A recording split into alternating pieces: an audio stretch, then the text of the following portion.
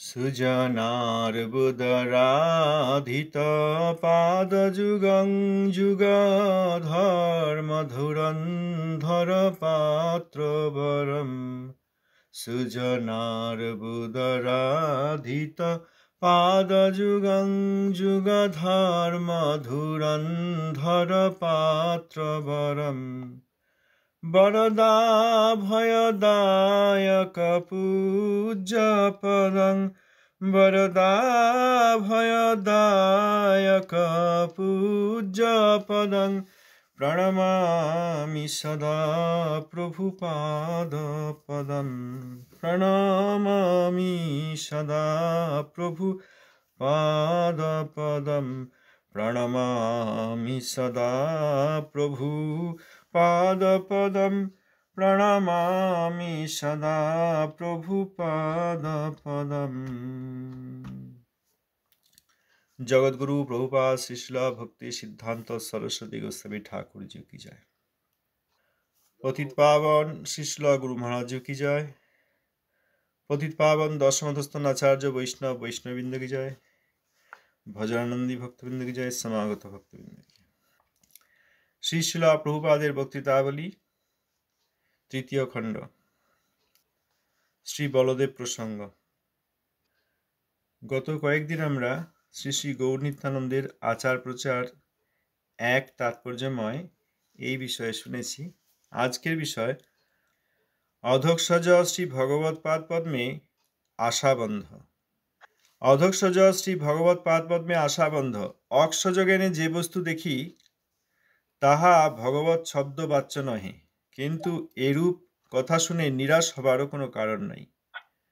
আমার প্রভুর প্রভু শ্রীগৌর সুন্দর এ বড় ভরসা চিত্তে ধরি নিরন্তর।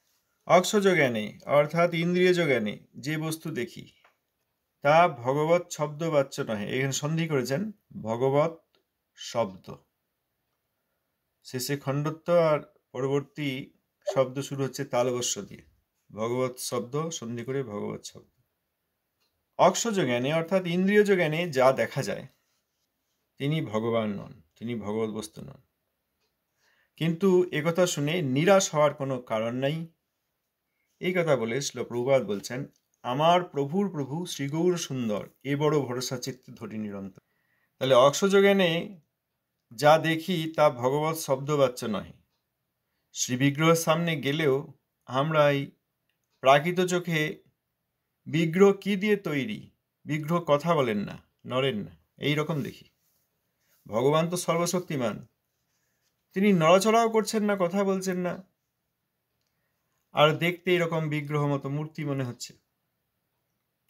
এইটা চোখের দেখা। চোখ এটা দেখে, দেখে সিগন্যাল পাঠায়, ব্রেন প্রসেস করে, আর আমাদের যে অনুভূতি নেওয়ার ক্ষমতা মন সে বলে ও ঠিক আছে বলি আমরা সামনে, কিন্তু তবুও আমরা ওই মূর্তিই মনে করি। কি দিয়ে তৈরি? শয়নের সময় নিশ্চয়ই দাঁড়িয়েই থাকেন। তিনি বনবিহারে তো যান, এরকম দেখিনি, তো সেখানে তো আমরা ওই বিগ্রহই দেখি। আবার ধামে গেলেও চায়ের দোকান, হোটেল, বাস, লরি, ট্রাক, রিক্সা সব যাচ্ছে, ধুলো উঠছে, এইসব দেখি। তাহলে অক্ষজ জ্ঞানে অর্থাৎ ইন্দ্রিয়ের দ্বারা আমরা যা দেখি, শুধু দেখা নয়, শোনাতেও। যখন আমরা অপ্রাকৃত বোধে শুনছি না, তখন শোনাতেও আমরা এই প্রাকৃত শব্দই শুনছি। অতএব দেখা, শোনা, স্পর্শ করা, আমরা গিয়ে ছুঁলে যদি স্পর্শ করি তাহলেও মনে হচ্ছে তো কোনো ব্যক্তি কৃষ্ণকে তো ছোঁয়া হয় নাই, অপ্রাকৃত যে ব্যক্তিত্ব তাকে তো ছোঁয়া হয় নাই। এরকম ছুঁলাম, মনে হলো এই সব জিনিস দিয়ে তৈরি, এই মনে হচ্ছে না? সবই ইন্দ্রিয়ের দ্বারা। এবং মনের, যদি চোখ কান সব বন্ধ করে মনের দ্বারাও চিন্তা করি, মনও তখন তাকে এইরকম একটা বিগ্রহ, এরকমই। কৃষ্ণ বনবিহার করছেন, নৃত্যাদি করছেন, কথা বলছেন, গোবর্ধন থেকে সূর্যকুণ্ডে যাচ্ছেন, তারপর আবার গোবর্ধন থেকে নন্দগ্রামে ফিরে যাচ্ছেন, এইসব দেখি কি আমরা? দেখি না। এই জন্য মনোধর্মের কথা ত্যাগ করতে বলা হয়, মতবাদের কথা ত্যাগ করতে বলা হয়, কারণ ওই মনের হাতে ছেড়ে দিলে ওই রকম মনের একটা মূর্তি বানিয়ে নিয়ে চেষ্টা করবে। মনও চেষ্টা করতে পারে, নড়ছে, হাঁটছে, কথা বলছে, কিন্তু ওই মনের মতো মনে হবে, মনের মতো তৈরি করে দেবে। আমরা যেরকম মানুষ দেখেছি সেই সব মানুষদের মধ্যে শ্রেষ্ঠ একটা মানুষ তৈরি করে দেবে। এর আগে আমরা পড়লাম প্রভুপাদের কাছ থেকে। যত যাই হোক, এখানকার একটা শ্রেষ্ঠ বস্তু বানিয়ে দিতে পারে মন, সব কিছু দিয়ে, সব কিছু দিয়ে। সবচেয়ে সুন্দর রং, সবচেয়ে সুন্দর দেখতে, সবচেয়ে সুন্দর চোখ। কিন্তু সবচেয়ে সুন্দর কেমন চোখ? যত চোখ পৃথিবীতে দেখেছি, মানুষের চোখ, মানব বা মানবীর চোখ, তার মধ্যে একটা বানিয়ে সবচেয়ে শ্রেষ্ঠ চোখ বানিয়ে দিলাম, এরকম মন করতে পারে। ওই জন্য অক্ষজ জ্ঞানে যে বস্তু দেখি, অর্থাৎ ইন্দ্রিয়ের দ্বারা বা অক্ষজ জ্ঞানে, অর্থাৎ ইন্দ্রিয়ের দ্বারা সঞ্চিত যে অভিজ্ঞতা মনের কাছে আছে, তার দ্বারা যে দেখা হয়, মনের দ্বারা, চোখ বন্ধ করলেও মনের দ্বারা যে দেখা হয়। প্রাকৃত বুদ্ধি দিয়ে আমরা যে শুনছি, আমাদের শোনা হচ্ছে না, কারণ কি? আমরা তো প্রভুপাদের কথা পড়ছি, শুনছি, মনে হচ্ছে, কিন্তু শোনা হচ্ছে না, কারণ কি? কারণ মাঝখানে মন এসে এই অপ্রাকৃত শব্দ না বুঝতে পেরে এরই একটা প্রাকৃত ভাবনা করে নিচ্ছে। সব জায়গায় গুরু, বৈষ্ণব, শুদ্ধ ভক্তি, ধাম, মঠ মন্দির, ভগবত বিগ্রহ, ভগবত কথা, নাহলে যেখানে অভক্তরা কথা বলছে সেটাকেও ভগবত কথা মনে হচ্ছে, কারণ মন ধরতে পারছে না। তাহলে এগুলো সব ভগবত শব্দবাচ্য নয়, কিন্তু আমাদের নিরাশ হওয়ার কারণ নেই। ভগবান অধোক্ষজ, অর্থাৎ ইন্দ্রিয়জ জ্ঞানের অতীত। অতএব আমরা ইন্দ্রিয় সর্বস্ব এবং ইন্দ্রিয়ের অভিজ্ঞতা সর্বস্ব মন নিয়ে চলছি, কিন্তু আমাদের নিরাশ হওয়ার কোনো প্রয়োজন নেই। সেই কথা বলে প্রভুপাদ প্রমাণ দিচ্ছেন, আমার প্রভুর প্রভু শ্রী গৌর সুন্দর এ বড় ভরসা চিত্তে ধরি নিরন্তর, অর্থাৎ নিত্যানন্দ প্রভু। নিত্যানন্দ প্রভু শ্রীল বৃন্দাবন দাস ঠাকুর মহাশয় লিখছেন, তাঁর গুরুদেব নিত্যানন্দ প্রভু। আমার প্রভু নিত্যানন্দ প্রভু, তাঁর গুরু, তাঁর প্রভু হচ্ছেন আমার প্রভু শ্রী নিত্যানন্দ প্রভু, আর তাঁর প্রভু হচ্ছেন গৌর সুন্দর। গৌর নিত্যানন্দ অভিন্ন, কিন্তু গৌর সুন্দর প্রভু রূপে, অর্থাৎ সেব্য রূপে, আর নিতাই সুন্দর সেবক রূপে। দুইজনই একই ব্যক্তিত্ব, একই ভগবানই, ভগবত তত্ত্বই, কিন্তু এই সেবক ভগবান আর সেব্য ভগবান। এ বড় ভরসা চিত্তে ধরি নিরন্তর, অর্থাৎ আমার গুরুদেব শ্রী নিত্যানন্দ প্রভু, এইটি আমার বড় ভরসা, নিরন্তর সর্বদা আমি এইটাই চিত্তে ধারণ করি। তার অর্থ এই যে তাঁর তো শ্রীল বৃন্দাবন দাস ঠাকুর মহাশয় লিখছেন, তাঁর গুরুদেব তো নিত্যানন্দ প্রভু, অতএব অবশ্যই তিনি বলতেই পারেন, নিতাই আমার প্রভু, আমার গুরুদেব, আর তাঁর প্রভু গৌর সুন্দর, অতএব আমার আর চিন্তা নেই। এইটি একটি বড় ভরসা আমার চিত্তে, কিছু হোক বা না হোক, আমার উপর নিতাইয়ের কৃপা আছে। অতএব এই শ্লোকটি প্রভুপাদ এখানে বললেন শ্রীল বৃন্দাবন দাস ঠাকুর মহাশয়কে উদ্ধৃত করে, আমাদেরও জানা দরকার যে আমরা যদি প্রকৃত মহাবৈষ্ণবকে গুরুরূপে পেয়ে থাকি, তাহলে তাঁর কৃপাতে আমরা গৌর সুন্দরের কৃপা পাব। বড় কথা। এখন প্রকৃত মহাবৈষ্ণব তার কাছে গুরু না করে, তার কাছে আশ্রয় না নিয়ে, তাকে গুরু না করে আমরা যদি এই যে কথা বললেন প্রভুপাদ সেদিন, মায়াবাদী, কর্মী, নির্ভেদ ব্রহ্মানুসন্ধানকারী জ্ঞানী ইত্যাদি, বা সাধারণ যোগী, পরমাত্ম যোগী, এদের কাছে যাই, তাহলে কিন্তু ভরসা নেই। আমরা যে কোনো জায়গায় ভরসা করি, দেখা যায় সহজিয়া, তারপর অপ্রকৃত বৈষ্ণব, অসৎগুরু, কপট গুরু,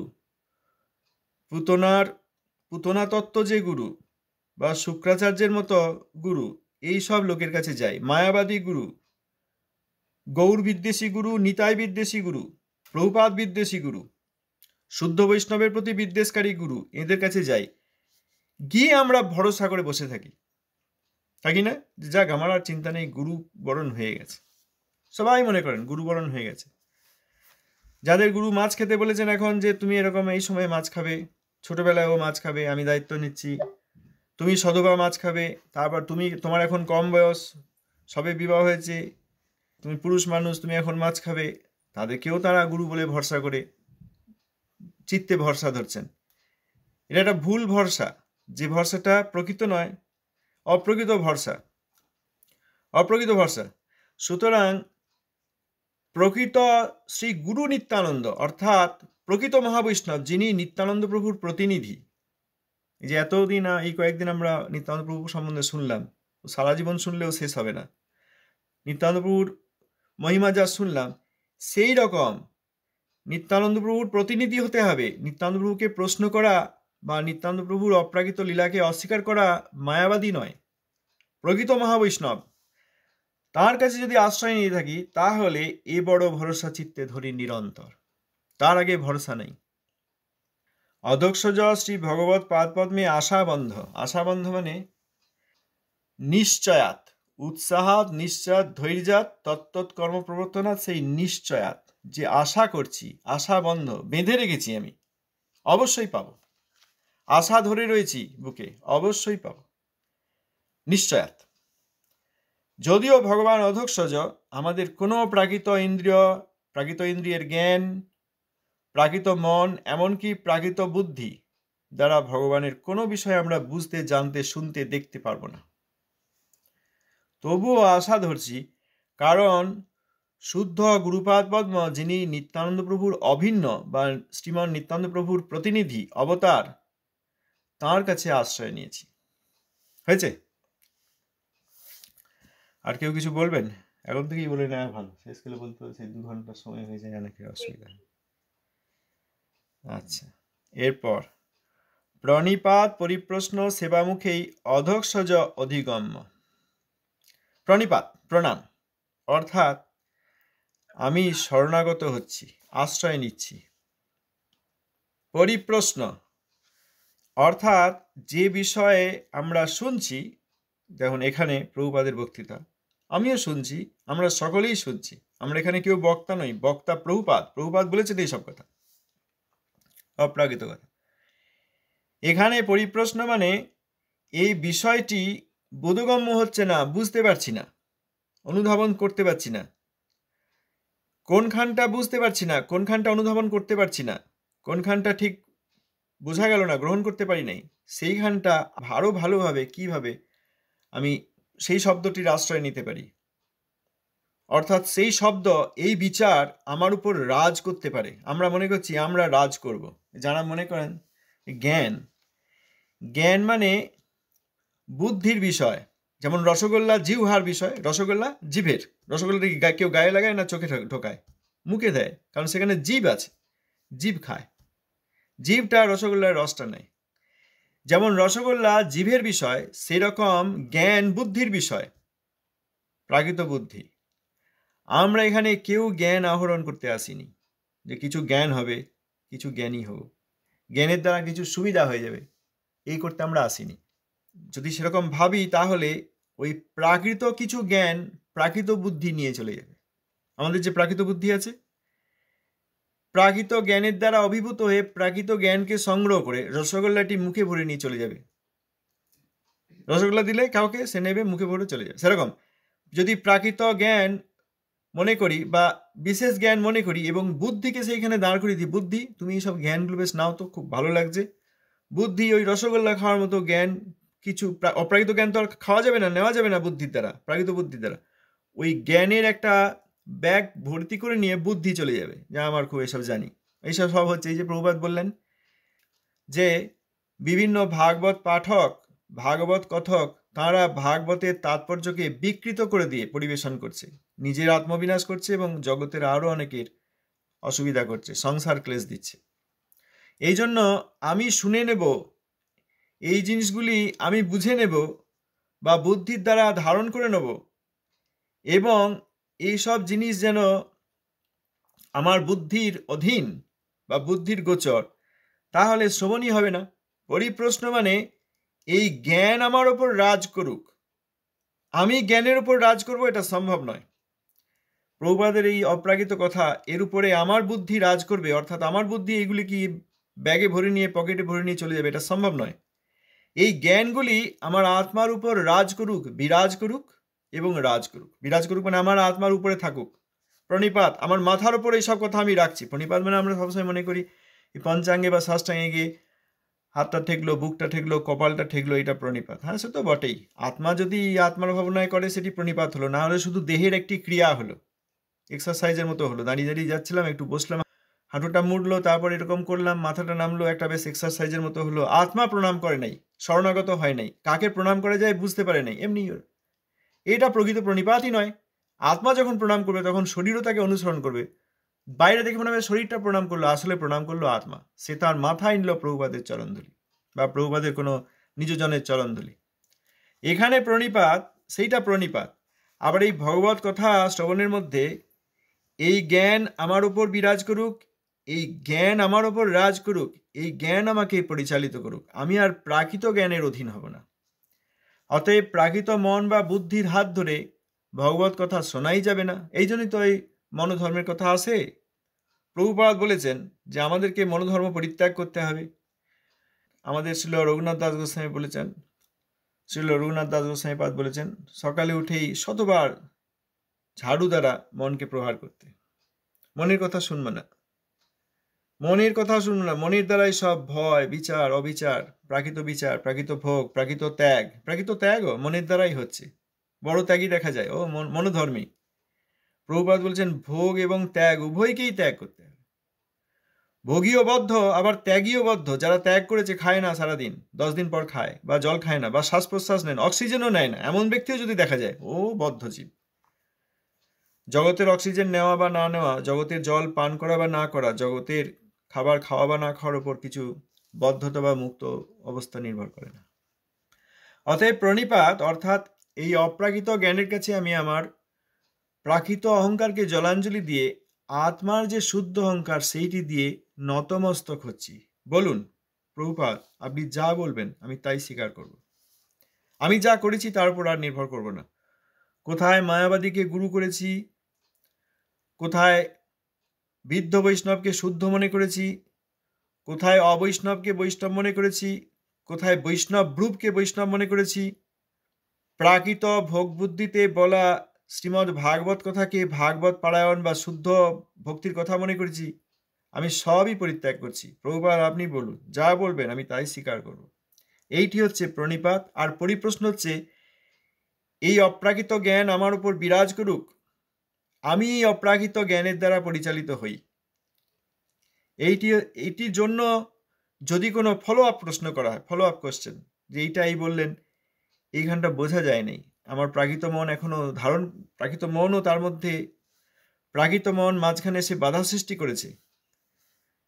প্রভুপাদের এই বিষয়টি আর একবার পড়া হোক। কি জন্য বলছেন? এই যে এ বড় ভরসা চিত্তে ধরি নিরন্তর কেন বলছেন?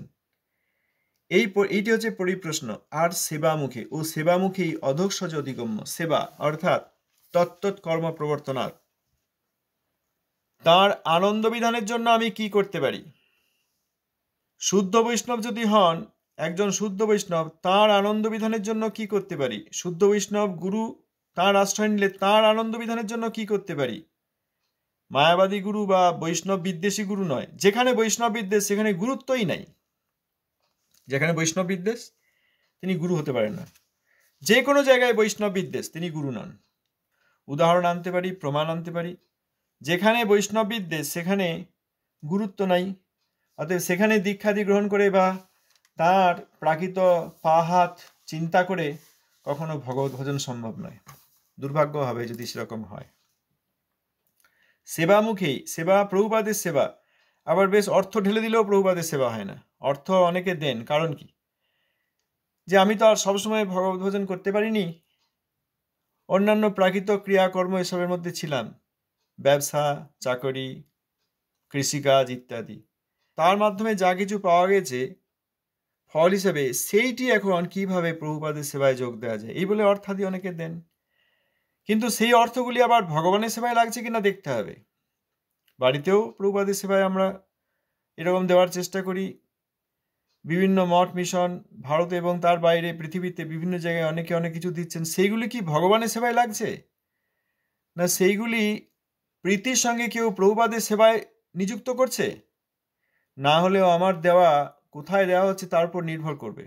যদি তাঁরা প্রভুপাদের প্রতি অত্যন্ত প্রীতিবিশিষ্ট হন, যদি খুব সম্পর্ক থাকে, প্রভুপাদের সঙ্গে খুব সম্বন্ধ হয়ে থাকে, শিষ্য প্রশিষ্য রূপে, শিষ্যরূপে তো বটেই যারা প্রভুপাদের শিষ্য, এখন তো সাক্ষাতে পাওয়া যাচ্ছে না, অপ্রকটে আছে, প্রশিষ্য বা তার শিষ্য, প্রশিষ্যের শিষ্য, তাদের সঙ্গে যদি প্রভুপাদের প্রকৃত সম্বন্ধ হয়ে থাকে তবে সেখানে দিলে প্রভুপাদের সেবা হচ্ছে। না হলে ওই নিজের অ্যাকাউন্ট খালি করে নিয়ে গিয়ে দিয়ে মনে করা হচ্ছে যাক, মনোধর্মে মনে করা হচ্ছে যাক আমি কিছু করলাম, কিছু ভালো হয়ে যাবে, কিছু প্রাকৃত সুবিধা হয়ে যাবে। আর যারা অপ্রাকৃত কিছুটা বোঝার চেষ্টা করে তারা ভাবে আমার ভজনে কিছু সুবিধা হবে, ইহলোক পরলোকের কথা বাদ দিয়ে ভজনে কিছু সুবিধা হবে, এটা খুব কম কেউ কেউ ভাবতে পারেন। কিন্তু কি করে হবে, কোথায় দেয়া হচ্ছে? তারা কি প্রভুপাদন্ত জীবন? তারা কি প্রভুপাদের শ্রীমূর্তি, প্রভুপাদের বাণী, প্রভুপাদের সিদ্ধান্তকে জীবন করেছেন? হ্যাঁ, প্রভুপাদের সিদ্ধান্তই আমার জীবন। এরকম দেখা যাচ্ছে সব বৈষ্ণব ছিলেন যখন ছোটবেলায় যেতাম ধামে, অনেক মহাবৈষ্ণব ছিলেন, খুব ভজনানন্দী ছিলেন, ভজনের খুব প্রভাব ছিল। তাদের কাছে গেলেই বোঝা যেত হ্যাঁ এরা সব মহাবৈষ্ণব এবং প্রভুপাদন্ত নিত্যানন্দ জীবন, তারা ছাড়া কিছু জানেন না। তাদের কাছে কিছু দিলে সুবিধা আছে। তারা ফল নিয়ে এসে যদি দেওয়া হয়, তাদেরকে ফল নিয়ে এসে দেওয়া হয়, অর্থাদি দেওয়া হয়, সেই অর্থ দিয়ে তারা বস্ত্র কিনবেন, ফলমূল কিনবেন, অন্ন ডাল নিয়ে আসবেন, আরত্রিক আদি করবেন, যত সেবা করবেন, সব সেবা হচ্ছে প্রকৃত রূপে প্রভুপাদের, নিত্যানন্দ প্রভুর, গৌর সুন্দরের।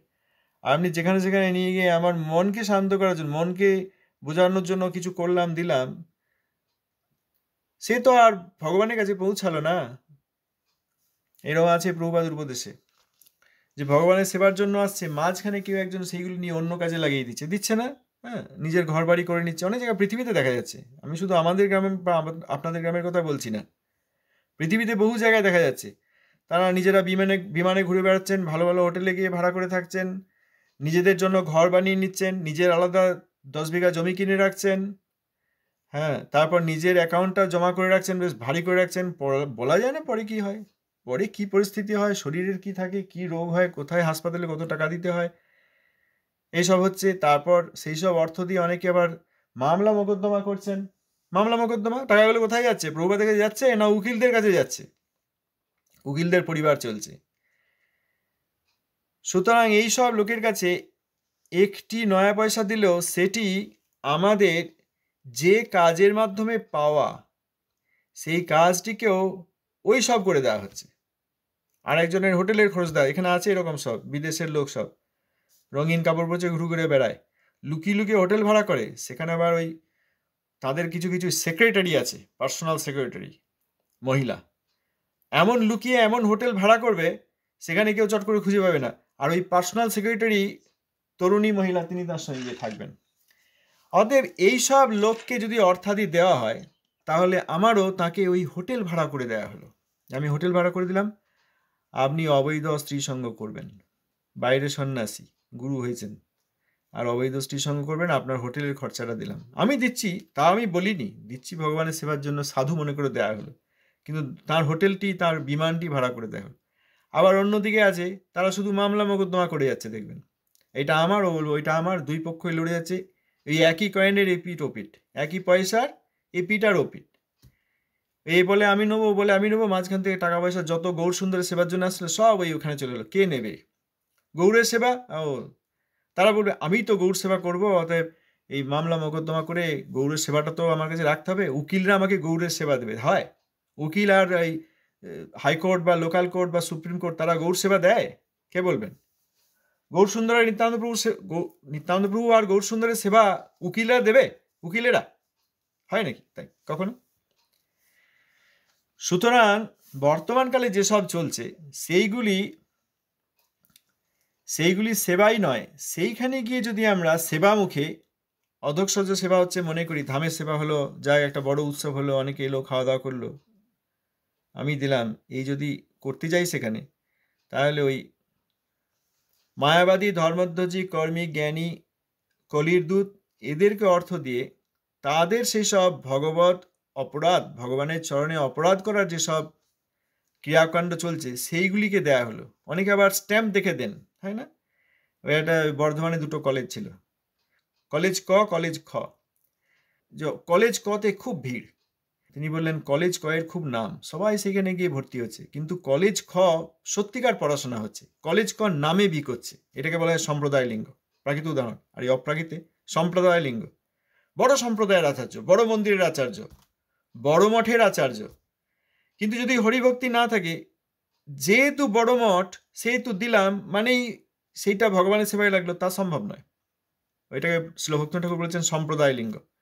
বড় লিঙ্গ মানে পরিচয়, পরিচয় এখানে সম্প্রদায় লিঙ্গ মানে সম্প্রদায়ের পরিচয়। এত বড় সম্প্রদায়ের যখন আচার্য ছিলেন, তখন আমাকে একজন অনেক বছর আগে একজন ব্রহ্মচারী বলছেন, দেখুন কানা খোড়া সে ভক্তিহীন ভজনহীন যাই হোক, যখন বড় সম্প্রদায়ের আচার্য তখন আপনারা চিন্তা নেই।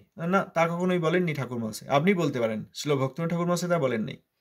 তিনি বলেছিলেন এই সম্প্রদায় লিঙ্গ আর উদাসীন লিঙ্গ এই দুটি দিয়ে বহু লোককে অনেকেই বঞ্চনা করে যাচ্ছে। সম্প্রদায় লিঙ্গ, আমি এত বড় মঠের বা এত বড় সম্প্রদায়ের এত বড় আচার্য, আর সব অন্যান্য মঠের চেয়েও আমার মঠ অনেক বড়, এই তো সবাই বলছেন, সেখানকার আচার্য, এইটা প্রমাণ করতে হচ্ছে, এইটা আমাদের কেন্দ্র, এইখানকার আমি যখন আচার্য, তখন তোমার তো আর চিন্তা নেই। আবার এই উদাসীন লিঙ্গ, এত ত্যাগী, সব ত্যাগ করে দিয়েছেন। এই সম্প্রদায় লিঙ্গ আর উদাসীন লিঙ্গ এই দুটি দিয়ে জগতের লোককে বঞ্চনা করে চলেছেন। আর আমরা সেইখানে প্রণিপাত, সেইখানে পরিপ্রশ্ন, আর সেইখানে তথাকথিত সেবামুখে, অর্থাৎ যেখানে করা উচিত নয়, সেইখানে গিয়ে মনে করছি যে অধঃসজ ভগবানের সেবা করলাম। এটা হচ্ছে হেডিংটা। এরপর আমরা আগামীকাল এই অংশ পড়ব। সময় হয়ে গেছে।